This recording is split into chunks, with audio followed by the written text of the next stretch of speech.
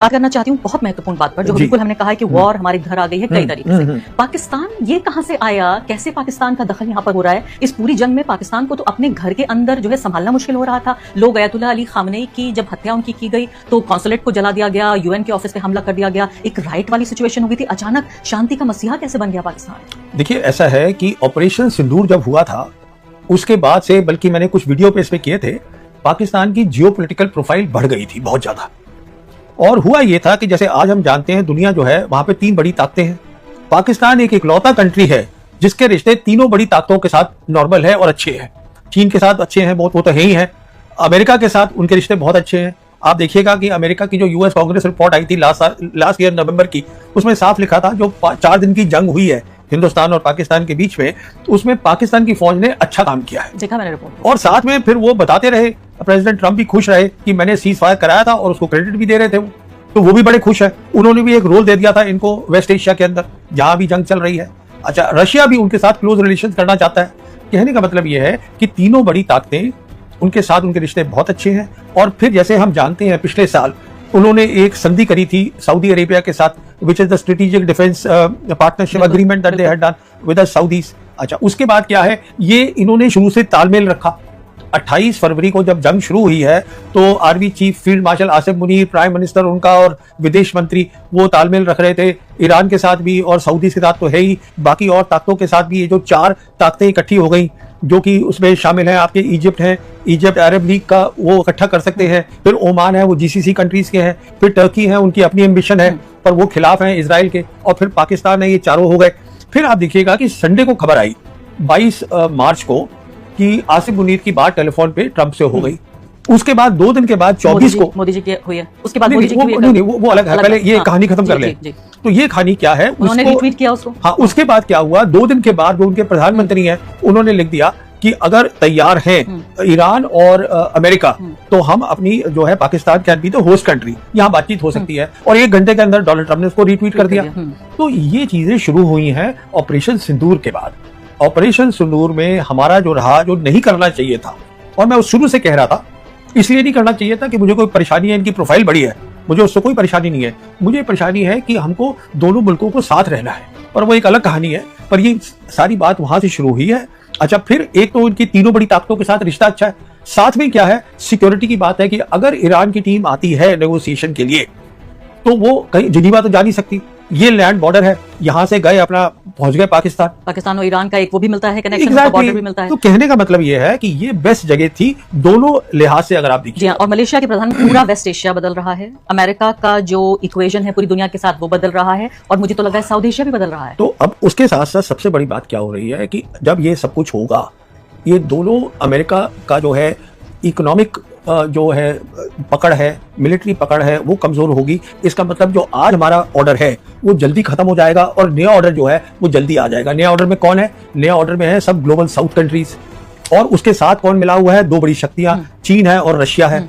और इंडिया उसमें कंट्रीब्यूट कर सकता था, पर हम करना नहीं चाहते। मैं इंडिया पे आ जाती हूँ। अब ये देखिए, बहुत महत्वपूर्ण बात है, बहुत कम लोग ऐसे हैं जो साफगोई से बात कर पाएंगे इस बारे में। क्या आप बताइए कि हम वाकई हम नहीं देख पाए, हम बेवकूफ बने, अगर सीधे सीधे बोल देती हूँ मैं, कि इजराइल चले गए मोदी जी, और इजराइल जाने ठीक जंग से पहले, यानी वो लौटे हैं और कुछ घंटे बाद ही अटैक हो गया। क्या देख नहीं पाए मोदी जी? क्योंकि खबरें तो यहाँ तक छप रही हैं कि बाकायदा जो यूएस के एम्बेसडर हैं उन्होंने बोला मोदी जी को कि जाइए इजराइल। कुछ मजबूरियां रही होंगी, अब हमें क्या मालूम क्या है, इसका तो मैं नहीं जानता हूँ, पर ये बात बिल्कुल तय है। लग रहा है कि आप जानते हैं कुछ जो बता रहे हैं। ये बात बिल्कुल तय है कि आंख खोल के काम किया गया है, और आंख खोल के हमने ये तय करा है कि हमें अमेरिका के साथ जुड़ के रहना है। और हमको भी समझ में आ रहा है, ऐसी बात नहीं है यहाँ समझ में नहीं आ रहा लोगों को, हमें भी समझ में आ रहा है कि वो एक ऐसी ताकत है जो ज्यादा दिन तक मल्टीपोलर वर्ल्ड में रहेगी, पर धीरे धीरे कम होगा। मुझे एक बात बताइए कि जब डोनाल्ड ट्रंप के साथ, अमेरिका के साथ हमारे इतने करीबी संबंध हैं कि वो कहते हैं कि उठ जाओ तो हम उठ जाते हैं, वो कहते हैं बैठ जाओ तो हम बैठ जाते हैं, तेल खरीद लो खरीद लेते हैं, नहीं खरीदोगे नहीं खरीदते हैं। हम शायद बहुत कम देशों में से एक देश बचे जिन्होंने अयतुल्लाह अली खामनेई की हत्या, उसके बाद आप ये देखिए 165 बच्चियों का, 7 से 12 साल की लड़कियों का नरसंहार कर दिया गया ईरान में। वो तीसरी बात, हमारे ही हिंद महासागर में आके 100 ईरानी फौजियों को डुबा के मार दिया गया, हमारे मुंह से एक शब्द नहीं निकला। इससे ज्यादा हम किसी के खेमे में और क्या जाएंगे? उसके बाद भी मोदी जी को क्यों इस संधि के लिए इनवाइट नहीं किया गया और पाकिस्तान को किया गया? नहीं, क्योंकि जैसे मैंने आपको बताया ना कि जो तीन ताकतें हैं इनका भी तो साथ में होना जरूरी है ना। They should be in agreement with the country जो होस्ट कर रहा है। टर्की से हमारे संबंध तो ठीक है, ईरान से हमारे संबंध ठीक है। टर्की ग्रेट पार्ट थोड़ा है, ग्रेट पार्ट जो है वो रशिया, चाइना और अमेरिका। तो रशिया से तुम्हारे बड़े अच्छे संबंध हैं। देखिए रशिया को भी हमें लगता है रशिया एक बहुत समझदार मुल्क है, समझदार लीडर है। वो भी हमसे कोई इतने खुश नहीं है, और उसकी क्यों खुश नहीं है वो भी बता देता हूँ। जब दिसंबर 2025 में प्रेसिडेंट पुतिन यहाँ पर आए थे स्टेट विजिट में, रशियंस ने खुलेआम कहा था कि जो RIC का फ्रेमवर्क है, जो रशिया, इंडिया, चाइना है, उसको आप रिवाइव करिए, उसको चालू करिए। क्योंकि सोच ये है, जो सही सोच है, कि अगर आप इस फ्रेमवर्क को चालू करेंगे तो तीनों दो तो बड़ी शक्तियां हो गई, और इंडिया जो है 1.4 बिलियन पीपल, बहुत काबिलियत है, लोग काबिल हैं, तीनों जब मिलकर बात करेंगे तो उनकी आवाज जो है दुनिया में सुनी जाएगी। पर हम उसमें नहीं गए क्योंकि हम चीन के साथ खड़ा नहीं होने चाहते। तो अमेरिका अब सुपर पावर नहीं रहा? नहीं, अब तीन पावर हो गई। अब सुपर पावर कोई नाम की चीज नहीं है, मल्टीपोलर वर्ल्ड है और तीन बड़ी ताकतें हैं, एक चीन है, अमेरिका है और रशिया है। हम ये समझने को तैयार नहीं है कि चीन जो है एक बड़ी ताकत हो गई है। हमारी सबसे बड़ी दिक्कत ये है, अमेरिका ऐसी ताकत है क्योंकि उनमें दिमाग में एक बू है ताकत की, कि हम जो थे कोल्ड वॉर हमने खत्म करी, यूनिपोलर में हम थे, तो उनका कोई भी रिलेशनशिप जो है वो बराबरी का होता ही नहीं है। तो आप उनके चमचे ही रह सकते हैं, जिसे कहते हैं vessel state of a country. उनकी किसी के साथ भी चमचा, यानी कि आप ये कह रहे हैं कि विश्व गुरु नहीं, देखिए वो that is your interpretation. What I am saying is, ये दोस्ती बराबरी की नहीं है, क्योंकि वो करने के काबिल ही नहीं है। अमेरिका किसी के साथ बराबरी की दोस्ती करना, वो अपने एलाइज के साथ नहीं कर रहे, EU कंट्रीज के साथ नहीं कर रहे। हो क्या रहा है in the new world order जो बन रहा है जल्दी से, आप देखिएगा कि सारा ग्लोबल साउथ जो है 80% पॉपुलेशन दुनिया की, वो एक साथ खड़ी है, एक जैसा सोच रही है। और जो ग्लोबल नॉर्थ है, जो आज तक बड़ी ताकतें होती थी, वो टूट रही है।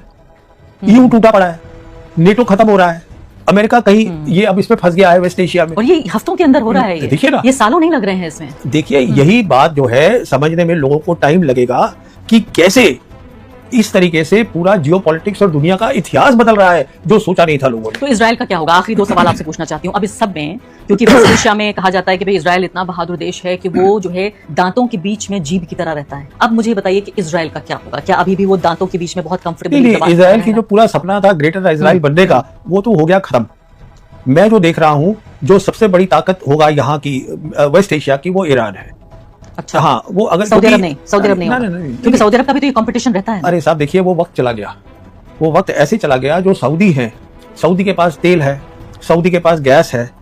अगर सऊदी के पास दिमाग होता नहीं, सोचिए आप, तो सिक्योरिटी भी अपनी कर लेते। फौज तक नहीं है 70 नहीं देखिए, पर वो अभी क्या करते हैं, अमेरिका जाते हैं, आज F-35 खरीद लिया, वो क्या करेगा उसका पता नहीं।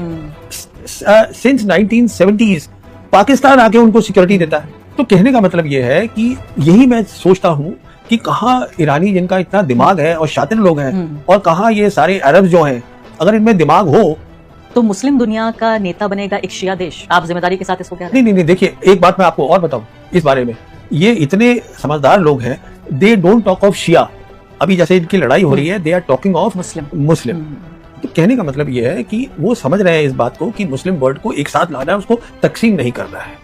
ये एक बहुत बड़ी ताकत है। ये तो सेक्ट जो है, ये तो बहुत बड़ा डिवाइड है, इसको कहने भर से खत्म थोड़ी हो जाएगा। नहीं, अब ठीक है, वो नहीं होगा, पर कम से कम जो हमारी जियो पॉलिटिक्स है उसमें तो खत्म हो जाए या कम हो जाए। आप रियल वर्ल्ड में आइए। रियल वर्ल्ड आज ये है कि ईरान को मदद कर रही है 2 कंट्रीज, समझे ना, चाइना और रशिया, जो बड़ी ताकतें हैं। तो वो थोड़ा ना कि वो मुस्लिम है दोनों। तो अब आखिरी बात मुझे बताइए कि अगले आने वाले हफ्तों में आप क्या देख रहे हैं, क्या होने वाला है इस दिन? तो देखिए, मुझे जो दिख रहा है, अभी ये बातचीत होगी कि नहीं होगी, ये सब डिपेंड करता है। जो बात हो रही है वीकेंड की, वो डिपेंड करता है कि ईरान आता है कि नहीं आता है। अमेरिका तो तैयार है, वेन्यू भी तय हो गया है, किसी को दिक्कत नहीं है। 2 बड़ी ताकतें भी कह रही हैं हाँ बात होनी चाहिए, क्योंकि कोई भी नहीं चाहता